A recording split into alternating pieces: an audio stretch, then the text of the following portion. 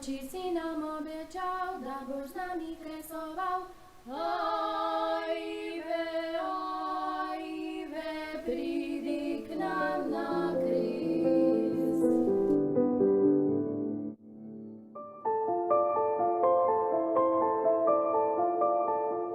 Največja moč sonca, toplina, ljubezen, strast, povezanost človeških duš in predanost. Vonj po zdravilnih zeliščih na prostranih travnikih, pisane cvetice, vrtovi, ki že rojevajo pridelke. Življenjska energija v polnem pogonu, razlegajoča se neprekinjena tradicionalna pesem Deklet v belem.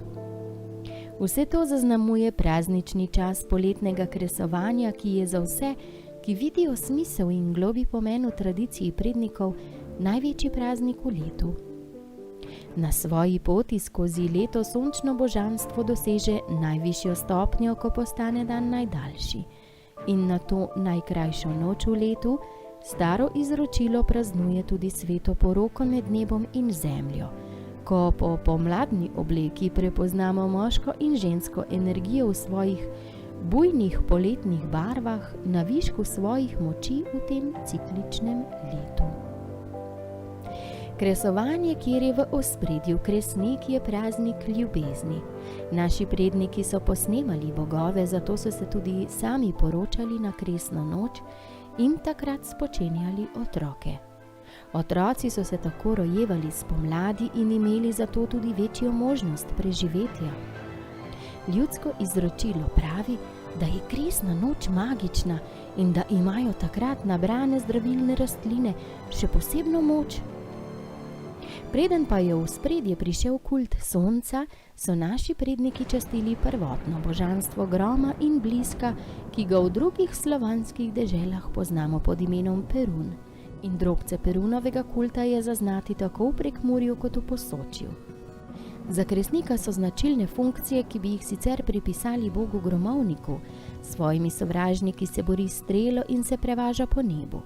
V zgodbah, ki so se nam ohranile do dan danes in so bile zapisane na terenu predvsem v 19. stoletju ter v začetku 20. ga velikokrat srečujemo v bojih z zmajem ali kačjo kraljico. Obredja vključujejo tako ogenj kot vodo, ker je simbol božje združitve, neba in zemlje. Ponekod je za ta čas značilno zažiganje kolesa in kotaljenje letega, ponekod so ob ognju s pušpanom opravljala dekleta posebne hipnotične geste. Vsak kraj nosi svoje posebnosti v praznovanju. Na Krasu je še do danes preživela tipična gesta kazanja v nebo v prav posebni modri, rekoč: "Kres ne kresni v našo hišo." Saj so poletno božanstvo prepoznali kar pod imenom Kres, ta pa se zrcali v tradicionalni pesmi značilni za ta čas: "Gori, gori, svetli kres."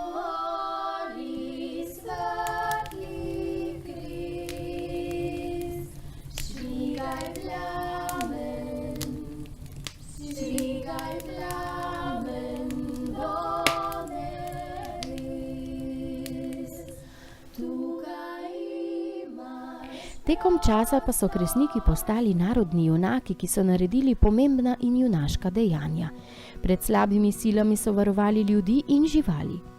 Kresnike v človeški podobi zlahka primerjamo s sibirskimi in drugimi šamani, še posebej, ker vemo, da so imeli kresniki sposobnost zapuščanja telesa. Prehod duše pa je za šamanstvo značilen. Kresi kresniku v čast se danes imenujejo Šentjanževi kresi.